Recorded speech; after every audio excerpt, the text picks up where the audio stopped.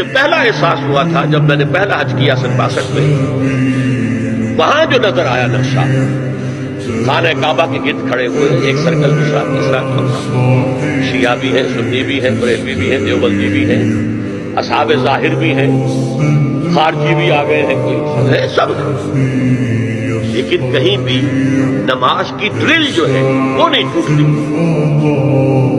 مطلب یہ کہ اگر کسی کا خیال یہ ہوتا کہ جیسے رکوع ایک ہے ایک رکعت میں تو سجدہ بھی ایک ہی ہے، تو وہ ایک سجدہ کر کے کھڑا ہو جاتا اور دوسرا سجدے کے اندر گرا ہوا ہوتا، تو ٹوٹ جاتی جمعیت ختم۔